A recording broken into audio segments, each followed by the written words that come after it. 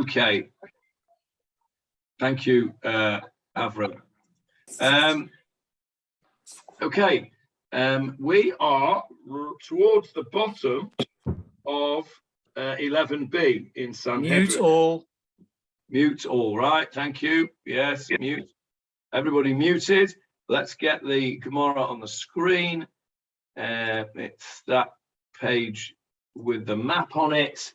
Page 59, if you've got the hard copy.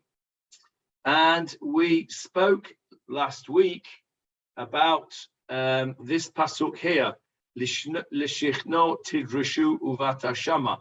And we spoke about the Gemarah making a drasha out of the word drasha to tell us that the place where the intercalation of the year took place had to be in the place where the Shekhinah, the divine presence of HaKadosh Baruch Hu is, and that of course is in Yerushalayim.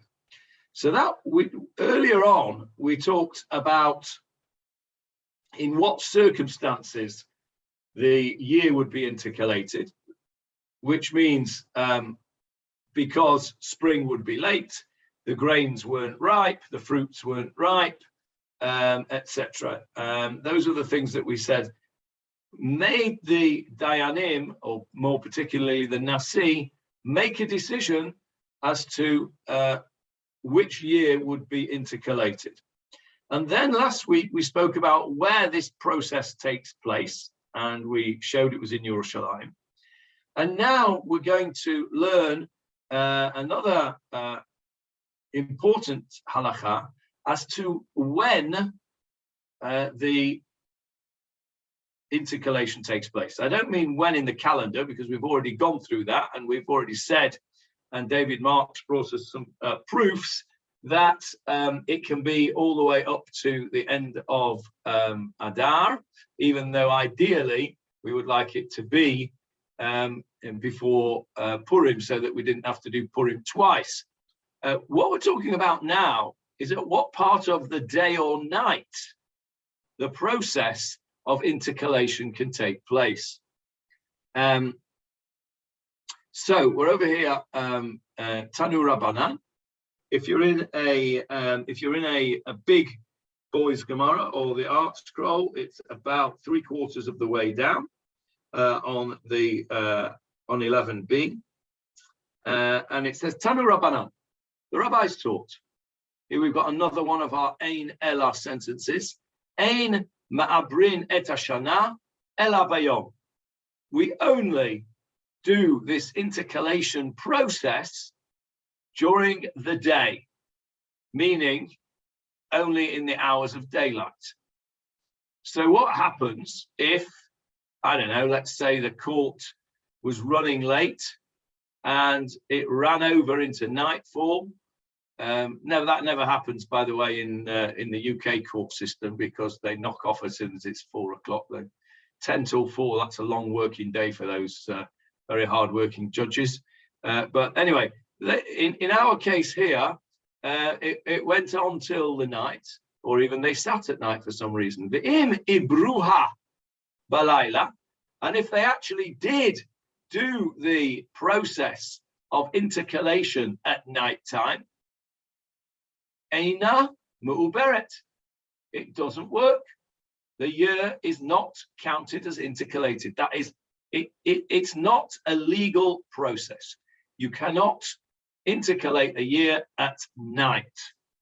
Now, you're going to ask me, why not? And we're not really going to find out why not, except we're going to bring a proof from various psukim as to why that is the case. But it doesn't bring us a logical reason as to why we shouldn't do this process at night time. But we will have some scriptural proofs. Yes, Leon, are you going to give us a reason, do you think? No, I'm not going to give you a reason, but I've unmuted myself. Oh, in readiness? Yes. Okay. Yes, Julia. I was wondering if, because it is normal for the court to sit during the day, then if it was announced at night, it might not be a legitimate court. Yeah, that's exactly what they're saying. My question was, why isn't it a legitimate court? Why can't they sit at night? And I can't think of a logical reason why not, except I suppose that nighttime is a time of lack of clarity, and we do speak about the idea of mishpat being in the day of judgment. We don't talk about the night of judgment, but we will see some scriptural support for the fact. I'm not entirely convinced of the reasoning. David, have you got a good reason to tell us? I think it's based on a pasuk in Parshat Ki Teitzei, that a capital case has to be judged on the same day, and that when sentence is passed, it also has to be on the same day, and the sentence is carried out on that day, because you're not allowed to leave a corpse overnight. The Gemarah somewhere later on in Sanhedrin goes through this. We'll get to it in a good few years' time. Yeah, I think all those things are correct, of course. I'm not sure how it ties in, except to say that legal matters are decided during the day. Yeah. But what's interesting here is they bring specific psukim to support. Let's see what they say. Okay, and here's the important bit for us in the 21st century. Ve'ein mekadshin et hachodesh ela bayom. Not only do we not intercalate the year at night and only do it by day, we also do not sanctify the month. That means we don't declare which day is going to be Rosh Chodesh. In other words, we don't intercalate the month either at night. Ein mekadshin et hachodesh ela bayom. So, in other words, the court, the Bet Din, decides which day is going to be Yerushalayim based on the evidence of witnesses that come to Yerushalayim and give their evidence as what they've seen in the sky, that they've seen the new moon. And once they are examined, the witnesses are examined, their evidence is assessed, and once the Bet Din is satisfied that the witnesses have seen the new moon, they then declare which day is Rosh Chodesh. But you can't do that at night. That has to be done in the day. So if the witnesses arrive late in the day, and the examination of the witnesses and the investigation of the evidence is not completed until the night, they cannot make a declaration of Rosh Chodesh at night. And then the writer goes on to say, what happens if they did? Ve'im kiddushuhu balayla. They made a mistake. They forgot the halacha, and they declared the day of Rosh Chodesh, whichever it was to be. They declared that at night. They made the decision at night, and they declared it. Eino mukudash. It doesn't work. It's not counted. And that has a halachic implication for us today. We know, don't we, that we don't have witnesses to come and tell the Bet Din anymore about the new moon. We have a fixed calendar. So what's it got to do with us? Why do I say that this has halachic ramifications for us when the Bet Din announces the new moon, when it's going to be Rosh Chodesh or not? What's the halachic implication? There are two halachic implications. Could it be weddings? Go on. Because weddings normally, they only take place in the daytime, or at least they start in the daytime. No, the reason that weddings either take place in the day or at the night, weddings here in Israel most often take place at night. Okay, the chuppah is at night. In England, we tend to have them during the day. What we don't have, although they do have it here occasionally, it's not ideal, is you don't have it in that twilight time. So between Shkiat HaChama, between sunset and Tzeta Kochavim and nightfall, where the stars come out, we've got that hour or so, haven't we? You have sunset. Well, in this country, it's probably usually around about 30, 40 minutes. In the UK, it's about an hour and 5 minutes. Between Shkiat HaChama, depending on what time of the year it is, of course, between the sunset and nightfall, there's a period which in Hebrew is called Bein Hashmashot. Bein Hashmashot. And what does that mean, Johnny, since you knew it? What does Bein Hashmashot mean? Between the, as you said, twilight, between the sun setting and the moon coming up. So what's Shmashot? What's the word? The suns. Yeah, it's a plural of Shemesh, suns. Yes, the suns. Between the suns. And it's called Bein Hashmashot. By the way, it's also called Erev, evening. I'll tell you why it's called Erev in a minute. But it's called Bein Hashmashot because what is the Shemesh? The Shemesh is the sun. The sun tells you what day it is, right? When the sun rises, that's the next day. When the sun sets, well, because we have Vayihi Erev Ve'Voka, when the sun sets, then we have the next day. So Bein Hashmashot means between the 2 days. So that area between sunset and nightfall is what we call Safek Yom, Safek Laila. It's a doubt. We don't know.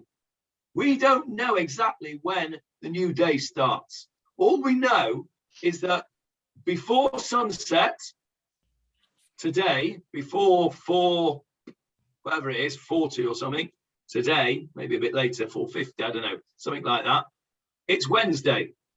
All we know is that after nightfall, so around about 5:20, 5:30 today, it's going to be Thursday, right? Now between, Julia's got a quizzical look. Thursday begins at nightfall on Wednesday, doesn't it? Vayihi Erev Vayihi Voka. The Jewish day starts at nightfall. So at 5:30 tonight, it will be Thursday.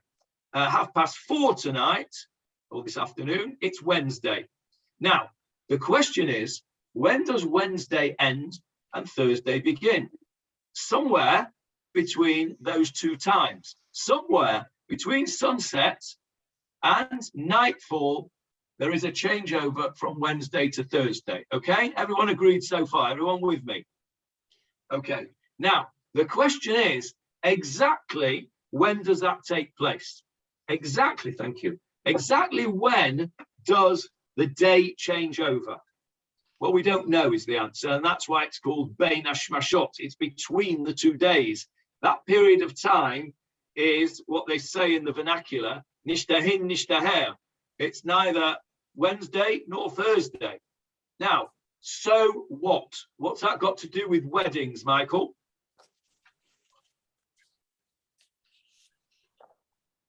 No idea. Yeah, of course you do. It's when I don't know what to put on the ketubah. it's when the Yes, ketubah's exactly, written. Stephen. Correct. What are you going to put on the ketubah? The ketubah says, B'chad b'shvi, on the first of, well, it wouldn't be on the first of Tishrei, would it? Because that's Rosh Hashanah. But whatever the date is, on the B'chad Esrei Adar, on the 11th of Adar of the year, on Yom Sheni, here in this place, Ramat Poleg, so-and-so got married to so-and-so. It's a legal document. A legal document has to be dated. The lawyers will tell you if the legal document is not signed correctly or dated correctly, you've got a problem. Now, our ketubah is a legal document. It has to have the correct date on.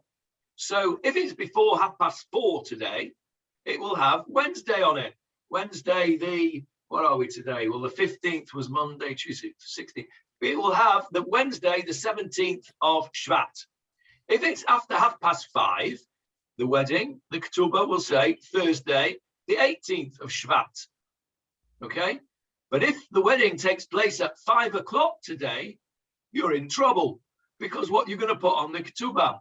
If you put Wednesday, and actually it turns out that really it's Thursday, then your ketubah is invalid.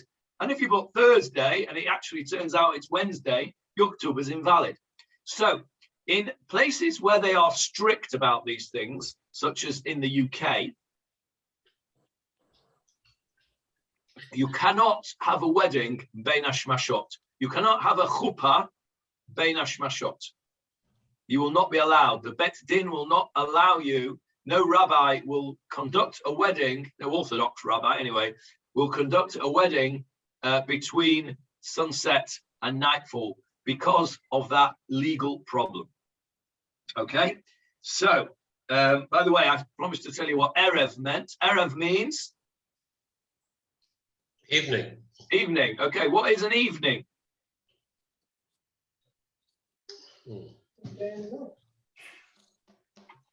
Is evening daytime? No. Is evening nighttime? No. So what is it then? It's a mixture, isn't it, between the two? Erev Rav. The word Erev comes from the word le'arev, to mix up. Mix. So the word evening, the root of the word evening is mixture. Ta'aruvot is when you learn, when you do your smicha, you will learn spend a very lot of time learning ta'aruvot, which is basically the halachot of milk and meat, basar v'chalav. It's called ta'aruvot, mixtures. Why? Because you've got to learn all the halachot of what happens if you mix your milk with your meat. Okay? So it's called ta'aruvot. It's the same root. So the word erev is evening, and it comes from the root of the word mixture, because evening is a mixture of day and night. Okay. I don't know how we got onto that, but it was interesting. So you can't have a wedding. So you're right about days and nights with weddings, Michael, but that's not what I was referring to. You're right. Weddings must be in the day or in the night. They can't be in the erev for the reasons we've just said. But there are two halachic implications for what we've just read. You can only sanctify the new moon, in other words, tell the people which day is Rosh Chodesh during the day and not at night. And if you do it at night, it doesn't count. Two halachic implications. Anyone?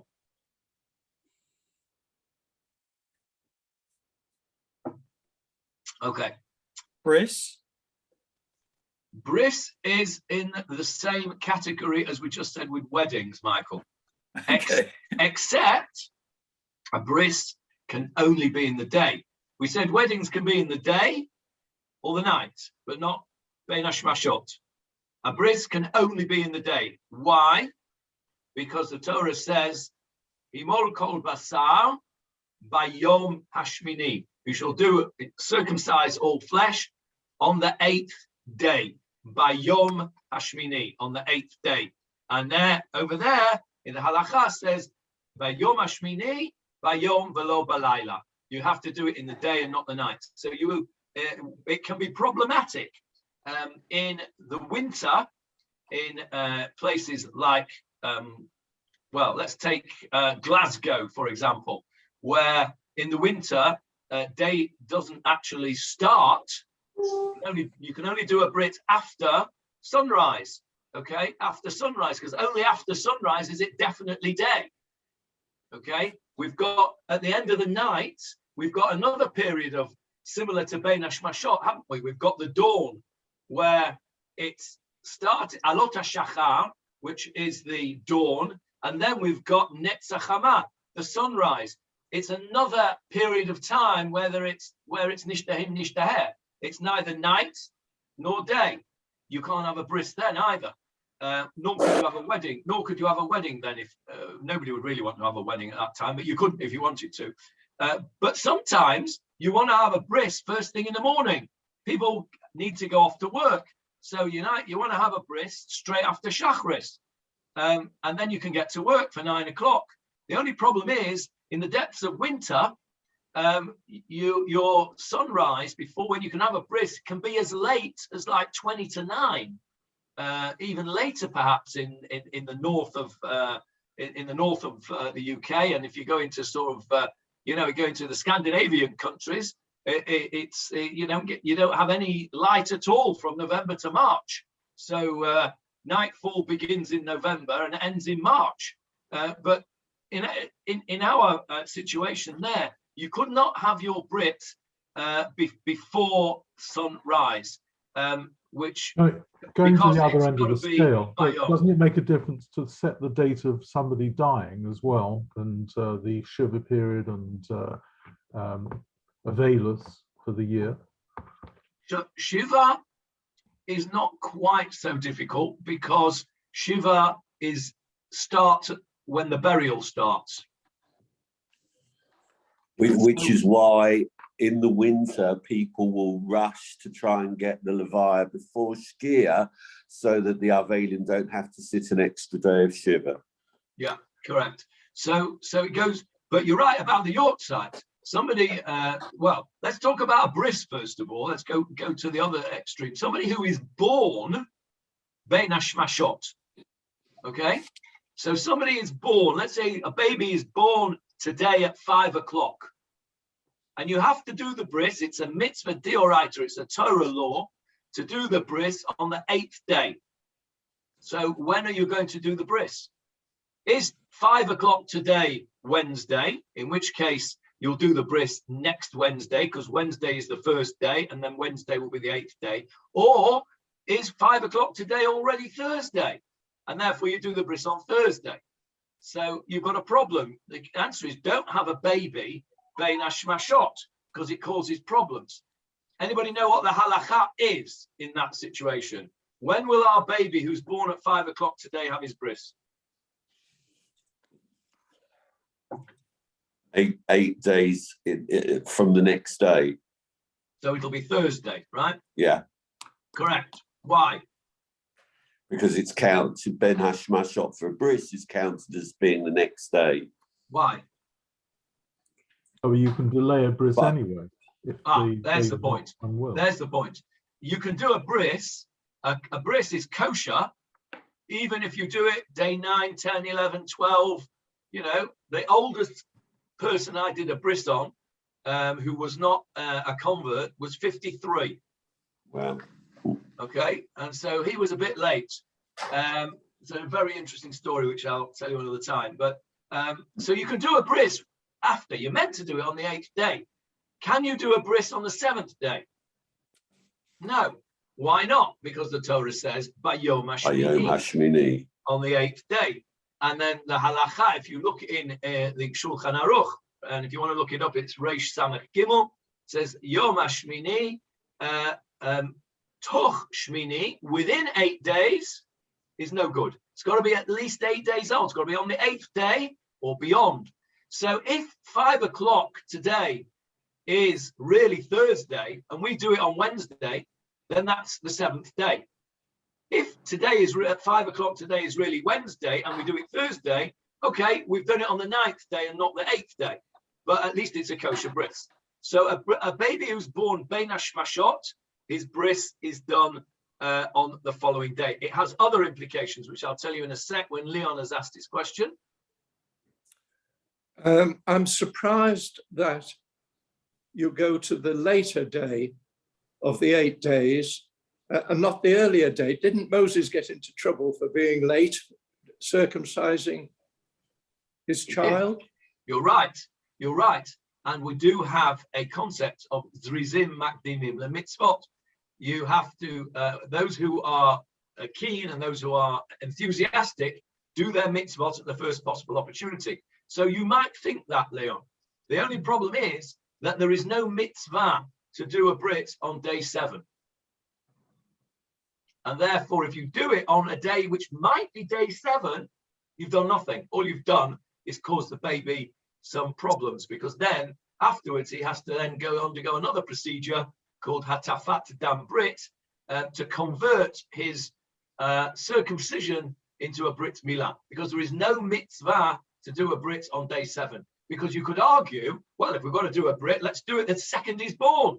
We want to do it at the first possible opportunity. No, Torah says on the 8th day. So the 8th day is the earliest time you can do it, which is why most people like to do the Brit, not so much here, to be honest, but certainly in Chutz La'aretz, my experience of about 1,000 Britot is they like to do them first thing in the morning, so that they can do the mitzvah at the first possible opportunity. Unless it's a Sunday, isn't there something they like to do it a bit later, so Johnny, they can have a bagel brunch. Yes, David. Isn't there something if a baby's born Ben Hashmashot on Friday afternoon that you can't do the Brit on Shabbat?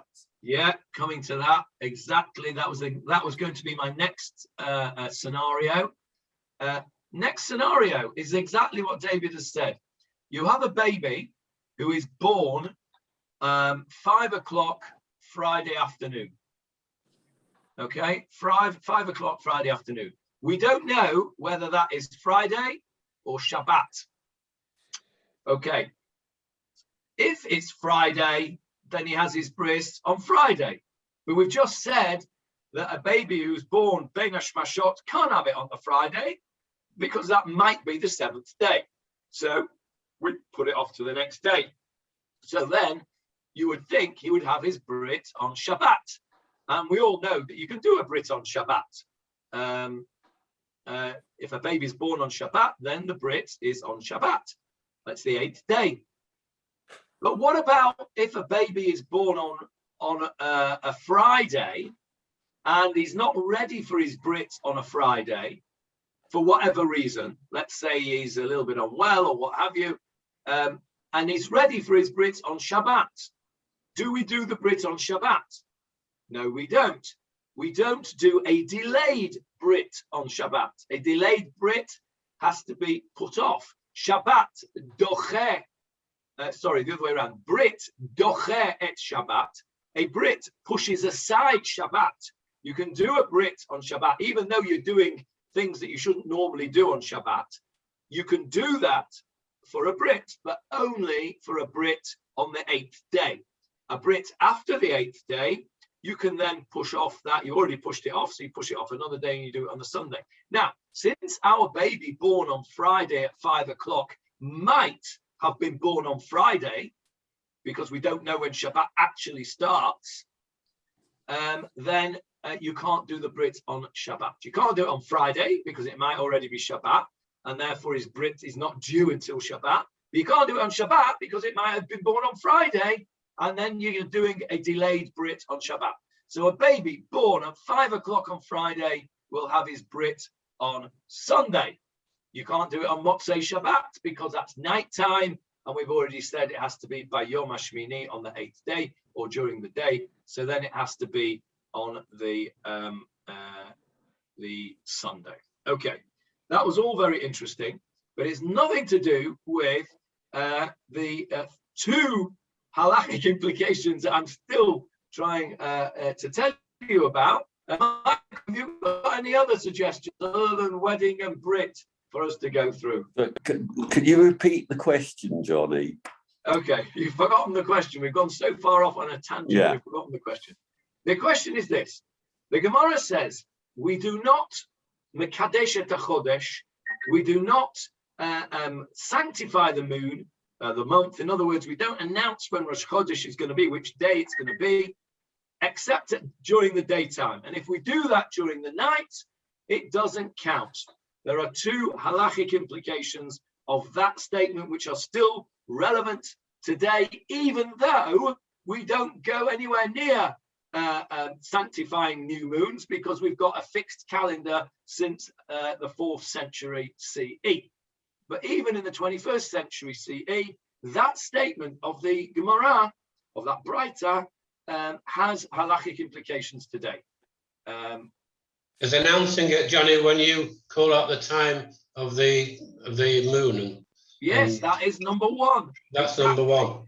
That is number one. Number one is when we are mevarchin et hachodesh, when we the Shabbat before Rosh Chodesh, we say Yehi Ratzon, don't we? We're special Yehi Ratzon, may it be your will, Hashem, that the coming month, it will be a month of blessing, of Parnassah, of health, of Torah, Yirat Shamayim, all those things, right? Stephen can sing it for us if we want. You want to sing it for us, Stephen? No, thank you. Oh, okay. Well, I can do if you want, but well, maybe we'll finish off with that, eh? So after you've done the Yehirat song, the Chazan takes the hold of the Sefer Torah, and the Gabbai announces when the new moon is going to be, when the new moon will be, as it were, born, the Molid. And you will hear in our shul, it's said in Hebrew, HaMolid Yeh, the birth of the new moon will be at such and such a time, so and so many minutes and so many chalakim, seconds, as it were, after 3 o'clock in the morning on whatever day it is. And then the Chazan says, Rosh Chodesh Adar Yeh Bayom, Rosh Chodesh Adar will be on Monday or Tuesday or Wednesday. And that is an official announcement. We know when it is because we can look it up because we've got the fixed calendar. But that announcement is a zecher to this idea here. Why do we do it on Shabbat? Why do we do it on the Shabbat before Rosh Chodesh? Obvious, because that's when the most people are there. Yeah, that's when most people are there. And we want people to know about it. And in fact, the halacha is that the molid, the time of the actual birth of the moon has to be announced before you say Rosh Chodesh Adar Yeh B'Yom such and such. Now, in actual, we say it in Hebrew. And really, for the English folk, you should read it on the inside cover of your tidbits for yourself, because you're meant to know exactly when the moon is going to be born. That is part of knowing when Rosh Chodesh is. So it's meant to be said in the vernacular. So, for example, when I was in the UK, I davened for many, many years in the King's Road Stiebel. And the vernacular in the King's Road Stiebel was Yiddish. So it was announced in Yiddish. The Moled was announced in Yiddish.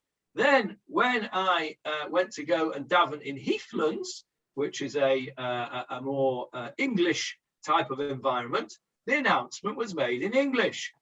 So the reason for that is that it's one of those important things that actually we're meant to understand what we're reading. I know that's a rather revolutionary idea, to actually understand what you're saying when you daven. But nevertheless, it is one of the very important times where you understand, and therefore we say it in the vernacular. Of course, back in the day of the Bet HaMikdash, it would have been announced in Aramaic because that was the vernacular at that time. So very important. So that's the first halakha that is relevant to this day. We have to announce that during the day. That's why we do it on Shabbat during the day. We do it before Musaf, or really after we finish the laning, before Musaf, the end of Shacharit, on Shabbat, and it is during the day. We don't do it as part of Kabbalat Shabbat or part of Ma'ariv of Shabbat. At nighttime, it's done during the day. That's the first halachic relevance to us today. There is a second halachic relevance to this statement, which I hope will never happen to you, but is probably going to at some point or other. Anyone know what I'm talking about? Death? No, that's not a probably, Michael. That's a definite. We're all going there eventually. No, I will tell you. What is the halacha about your davening Shmona Esrei on Rosh Chodesh morning, and you forget to say Ya'aleh v'yavo.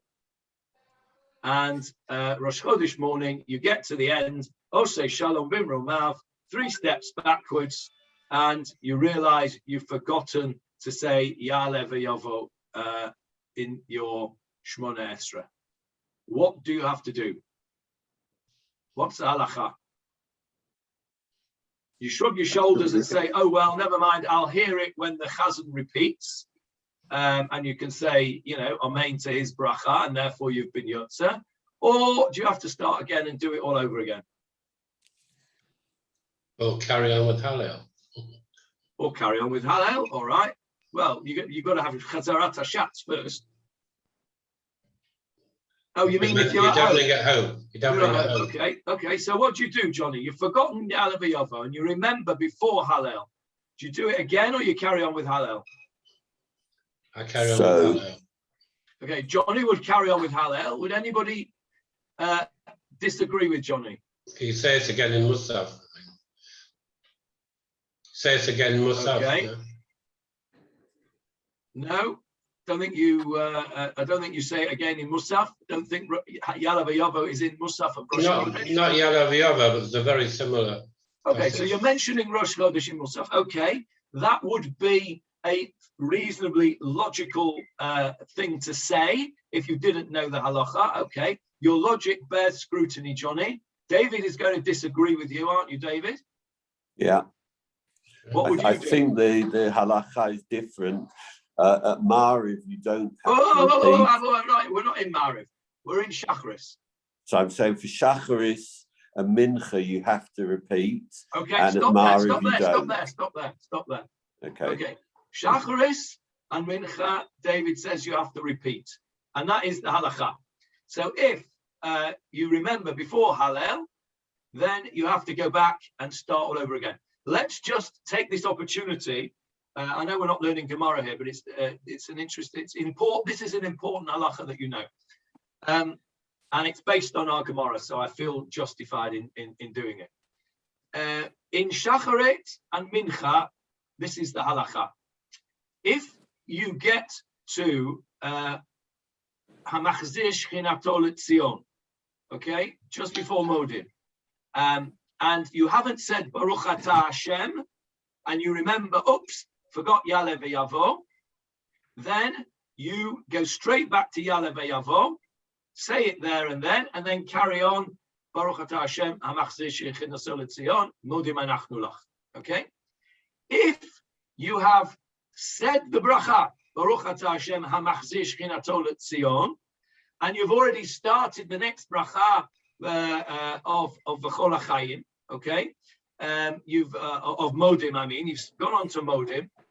At that point, you then have to, and you remember at that point, sometime before you say Osei Shalom, then you go back to Ritzei, which is the beginning of the bracha, which Ya'aleh v'yavo is in. So you haven't yet finished your Shmona Esrei. You've gone beyond Modim, but you haven't finished yet. Then you go back to Ritzei, and you say Ritzei, Ya'aleh v'yavo, and then carry on to the end. If you've already finished your Shmona Esrei, you've done your Osei Shalom, you've moved your 3 steps backwards, then it's too late. You have to go right back to the beginning, and you have to say the whole Shmona Esrei again. Please do not do what I have done on, I'm sorry, and I'm ashamed to say, more than one occasion. Do it the second time and forget it the second time and have to go back and do it a third time. Because what that demonstrates is that you are absolutely not concentrating in your tefillah at all, and you're thinking about all sorts of other things, but not tefillah. And I have ashamedly done that on more than one occasion, forgotten it twice on the run. I've never forgotten it 3 times on the run, so yet. That's the halacha of Ya'aleh v'yavo. Same goes for Mincha. Now, I stopped David in his tracks because he was about to tell us that in Ma'ariv, if you forget Ya'aleh v'yavo in Ma'ariv, you do not go back and repeat the Shmona Esrei. And there are two reasons for that. What are the two reasons why Ma'ariv is different to Shacharit and Mincha with regard to Ya'aleh V'Yavo? Because there's no repetition by the chazan in Ma'ariv. Okay, there's no repetition in the Risen. Okay, so now, the answer to that question, Leon, is why not? Why is there no repetition in Ma'ariv? Don't know. Okay, so let's answer Leon's question first. Why is there no repetition of the Shemona Esrei in Ma'ariv? Because it was originally optional. Ah, thank you, Michael. There's a question as to whether there is a machloket. And those of you, we did it somewhere. Where did we do it? I don't know which shiur we did it in. We did the shiur, it was here in the Gemarah, about whether Ma'ariv was optional or obligatory. Do you remember with Rabban Gamliel and Rabbi Yeshua? It was one of the things that Rabban Gamliel was very strict on, and Rabbi Yeshua, and he said that the student came and said, I understand that Rabbi Yeshua said it's optional. Rabban Gamliel said it's obligatory, and Rabban Gamliel humiliated Rabbi Yeshua. That was part of the reason why Rabban Gamliel got booted out of being the Nasi. Remember, we did it about 4 or 5 weeks ago. Yeah? So that's right, Michael. There is a machloket as to whether Ma'ariv is optional or obligatory. So if it's optional, then there's no reason to repeat the Shemona Esrei. The whole reason we repeated the Shemona Esrei was in case there was either a latecomer or somebody who didn't know how to do it, and he needed to have somebody do it for him, and he could answer Amen to those brachot, and then he has fulfilled his obligation. If there is no obligation and it's only optional, then we don't need to have a repetition. So that's why we don't have a repetition. The same applies to why we don't repeat Ya'aleh V'Yavo, because if it's only optional, we don't need to go back and repeat it because it was only optional in the first place. Okay, so that's one reason why we don't repeat it at Ma'ariv. Yes, Johnny? And I'm just going back to the morning in the Gemarah Sanhedrin. If the chazan forgets to say Ya'aleh V'Yavo, what happens then? Then everybody jumps on him the second that he says. The second that he says whatever. Yeah, I know, but no, if they're all thinking about something else, as you they're all waiting. No. It never happens, Johnny. They're all waiting there. They can't wait. They're loving it. They want to be the first one to jump in and say, what is the halacha? Come on. The halacha is if he got to the end, he'd have to repeat it again, I think. Yeah. Okay. I think so. I'm not 100% sure. I'd have to check it. Logically, he would. I'd have to check it, but I think so. But I don't think it's ever happened in the history that nobody has jumped on him and said, yeah. Johnny, Yeah. What about benching? Okay, so benching is the same idea. You have to repeat. So the question is, what about benching at night? Right, and the answer is you still have to repeat it at night if you miss it, because we haven't got that same idea of it being voluntary. Okay, benching of course is a mitzvah d'oraita, and it's not a mitzvah d'oraita only during the day. It's a mitzvah d'oraita every time you eat. Okay, so we haven't got that reason, but there's another reason why we don't repeat the Shemona Esrei if we forget Ya'aleh V'Yavo at night, and it's related to this Gemara, and that is that because you cannot sanctify the moon at night, ein mekadshin et hachodesh ela bayom ve'im kidshuhu balayla ein mukudash. If they were to have sanctified the moon at night and then declared Rosh Chodesh at night, doesn't count. Nighttime is not a time which is related to Rosh Chodesh, and therefore there's actually no reason at all to even put Ya'aleh V'Yavo in the first place at night. You could argue that Ya'aleh V'Yavo doesn't need to be in at night because there is no inyan, as they say, there's no concept of declaring Rosh Chodesh at night. We do put Ya'aleh V'Yavo in because we're recognizing that it is Rosh Chodesh. But if you forget it in Ma'ariv, because there are two reasons not to repeat, we don't repeat. We don't repeat because it's potentially a reshut, it's an optional prayer. And secondly, because of this Gemara here, this Breita, which says that you only Mekadesh the month during the day and not at night. Nighttime is not a time of Rosh Chodesh declaration, and therefore, if you forget Ya'aleh V'Yavo, you don't go back and repeat. That is the difference between Shachrit and Mincha on the one hand, and Mariv on the other hand. And it's all based on this Breita here. That is it's taken me 45 minutes to go through all that. But on the way, we learn all the halachot of when you can get married, when you have a bris. I mean, it's, we haven't wasted our time. Yes, David. Okay, let's take that a stage further. Let's say another reason why we wouldn't say Ya'aleh V'Yavo at Mariv is because at Mariv time, Rosh Chodesh wouldn't have yet been declared in the time when there was a declaration. Therefore, one wouldn't say Ya'aleh V'Yavo because one doesn't know whether it's Rosh Chodesh or not. So that reason is kept on today. Well, in that case, David, we shouldn't say it at all. Because if we don't know it's Rosh Chodesh till the morning, what are we doing saying Ya'aleh V'Yavo? I mean, I agree. Logically, what you're saying makes sense, because if the Eidim, I suppose there could be a situation, the Eidim would come, right, late in the afternoon. They would be examined before nightfall, and before nightfall they would be satisfied with the Eidim, and because it's too late to make Rosh Chodesh that day, they would make it the next day. Correct. Okay. So it is a possibility that you could have Mariv knowing it's Rosh Chodesh the next day, and maybe that's why we do say Ya'aleh V'Yavo at night, but we don't repeat it if we forget it. It's a sort of halfway house. Let's take it a stage further. There's an interesting machlokas amongst Acharonim, first night of Rosh Hashanah. If one forgets to say HaMelech HaKadosh, does one have to repeat the Amida?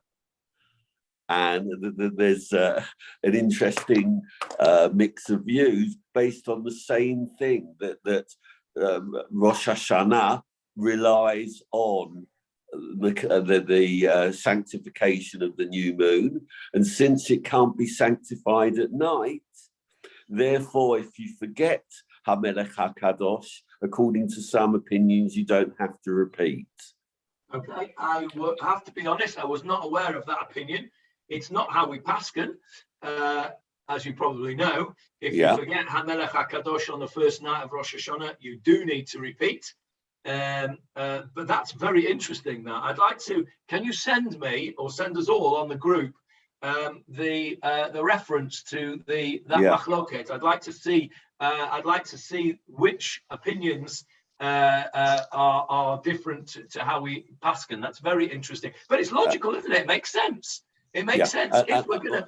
One final thing on the first point that you made about Mariv being reshut and not chovah, that there are some communities even today who repeat the Amida on a Friday night only. Nusach Roma, for example. So if you go into the great synagogue in Rome, they have a repetition of the Amida on Friday night with the Kedusha. And one of the reasons that we say that Ashkenazim and Sephardim today say Magen Avot is it's a shortened form of the repetition of the Shabbat Amida. Yeah, that's exactly why we say Magen Avot. If you look at Magen Avot, everyone, which you'll all know the tune for, we could get Stephen to sing that as well if we want. Magen Avot is exactly that. It is a shortened version of the Shemona Esra. Magen Avot is Magen Avraham. Ha'el HaKadosh is that bracha, and then Mekadesh HaShabbat, U'Mevarech Shavi'i, that's the bracha of Mekadesh HaShabbat. It's a shortened version. So the question then, David, is why do we do a repetition or a semi-repetition on Friday night and not the rest of the week? Well, again, it goes back to the Shabbat. times where it was dangerous on a Friday night, during the week, to go home from shul in the dark. So people would daven quickly and they wouldn't repeat an Amida. Yeah. So on Shabbat, there's two issues. On Shabbat, we say Kabbalat Shabbat, and we say L'chuna Ranana, and we say L'chadodi, and all those things. Why do we say those on Shabbat before Ma'ariv? Because we're waiting for the stragglers to come from the fields, because everybody davened together on a Friday, and they wanted to wait for everybody to come. And that's why, by the way, we are very careful in our shul that we have a little bit of a drasha between Kabbalat Shabbat and Ma'ariv, because we want to make sure that we are well after Seita Kochavim, well after nightfall, when we do Ma'ariv. And therefore it's at night time. Now, back in the day, as David said, nighttime was a time of danger for Jews, particularly during the 2,000 years of exile, particularly in Europe, particularly in the Middle Ages, and in Eastern Europe later on. Jews were attacked at night. It was rather shocking for me when I went to South Africa for the first time. Where's Mervyn? Is he still with us? Yeah, he is. Mervyn will be able to confirm this. When I went to South Africa for the first time, when my son got engaged, and we went to shul in Glen Hazel, which is a very Jewish area, and we went to shul on Friday night, and literally everybody waited together to walk home together, and nobody was allowed to walk on their own.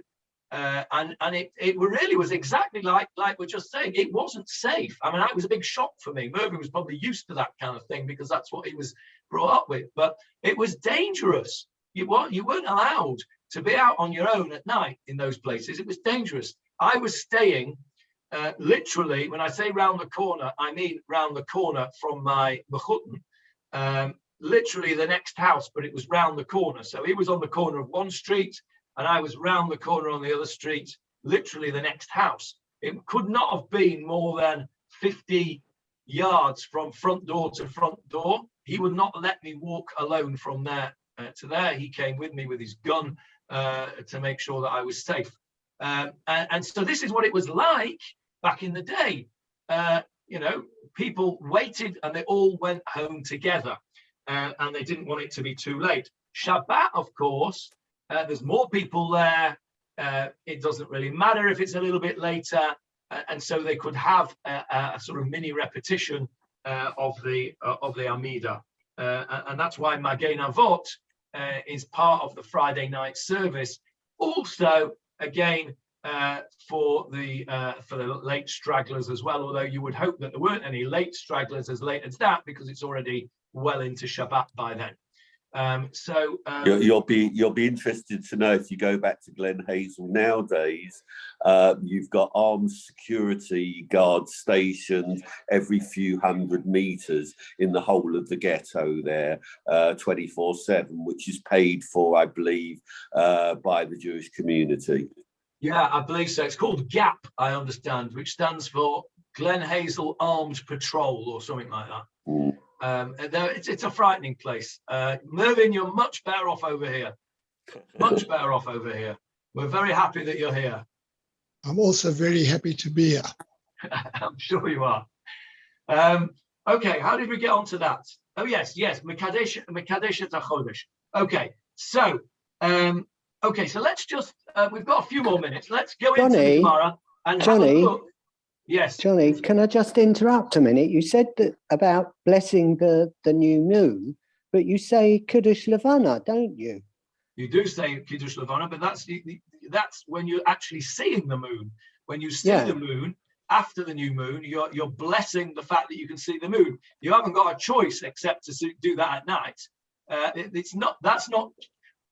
That's why, by the way, Stephen, that's why Ravido was very, very careful and very against us calling it Kiddush Levana. We call it Kiddush Levana, sanctifying the moon. He used to call it Birchat Levana, the bracha on the moon, because it is not Kiddush Levana. It's not a sanctification, because as you have quite rightly pointed out, you can't do Kiddush Levana. We don't do it anyway. First of all, it was the Bet Din that did it. Secondly, they don't do it anymore because we haven't got a Sanhedrin. Thirdly, we've got a fixed calendar. So the expression Kiddush Levana that we use is very misleading. And Ravido was very makpid not to use that expression, but to use the expression Birchat Levana, the bracha on the moon, which of course you can only do when you see the moon, and therefore it's got to be done at night. And that's what the Sephardim call the ceremony. Yeah.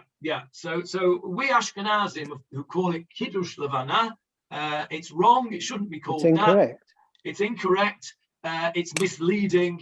And you can see that it's misleading because Stephen asked a perfectly legitimate question, and that shows how misleading that expression is.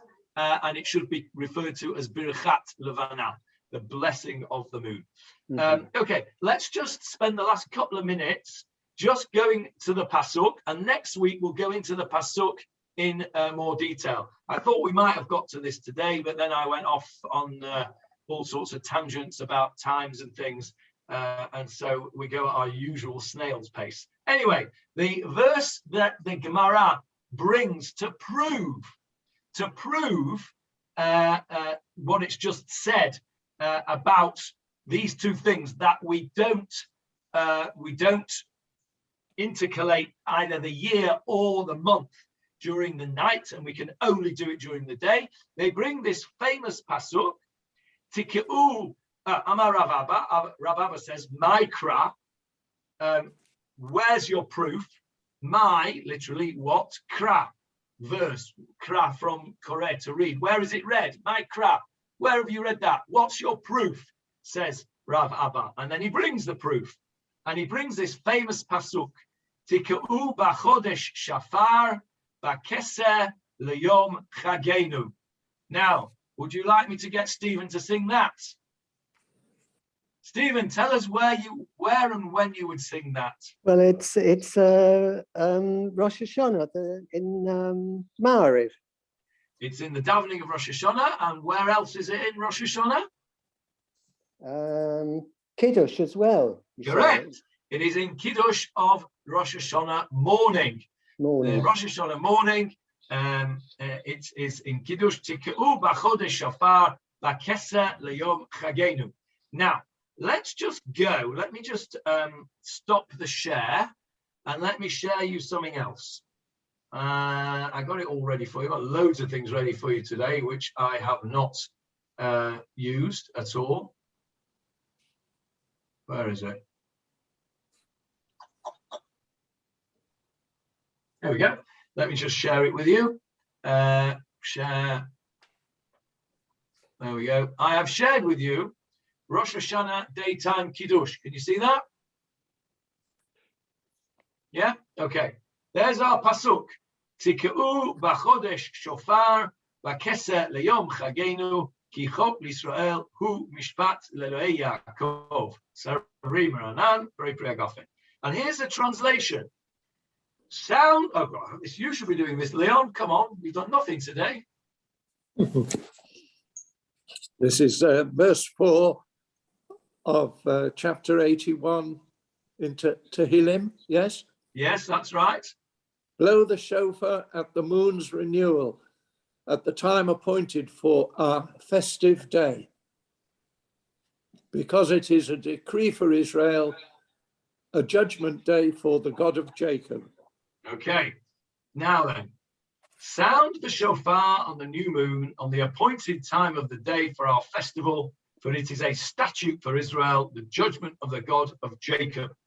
Tikeu b'chodesh shofar b'keser leyom chagenu. Tikeu, from the word tikia, sound the shofar Bachodesh, on the month, well, on the new moon, which month is it that we're talking about? It's talking about Tishrei, because that's the only month where there is a Chag on Rosh Chodesh. Bakeseh leyom Chagenu, on the day which has been appointed, Bakeseh, on the day which has been appointed for our festival. Okay, that's a statement in Tehillim saying we sound the shofar on Rosh Hashanah. Why? Is that the one month that we don't announce it? It is the one month we don't announce Rosh Hashanah. We'll talk about it next week. Oh, okay. Come back to me on that way next week.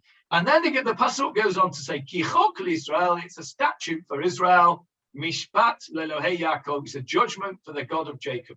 We've got lots and lots of things to ask about this pasuk. Number one, what's it got to do with Rosh Hashanah? Number two, what's it got to do with our Gemarah? Why is our Gemarah bringing this pasuk? And I will leave you on that cliffhanger to do some homework for next week. I know Leon will do his homework because he's teacher's pet and always does his homework. But the rest of you can do your homework as well, and tell me next week what this has got to do with the price of cheese. Why is this the Kiddush for Rosh Hashanah? And more importantly, what's it got to do with our Gemarah that we are learning? Right, so we're going to stop there. If you want to look it up, as Michael's got his Tehillim, it is Tehillim chapter 81, and it's verse 4 if you want to have a look in its context. David is going to send us the interesting discussion as to the opinions that say you don't repeat HaMelech HaKadosh on first night Rosh Hashanah. And we will convene next week, please God. Any questions or comments on today's exciting episode of Sanhedrin? Only that we were going to hopefully hear from Stephen at the end of the. Yes. Oh yes, come on, Stephen. Sing us out. You can choose, Stephen. Either Yehirat song or Tikkun Bachodesh Shofar. I'll do Tikkun. About benching as well. You can bench, Stephen. No.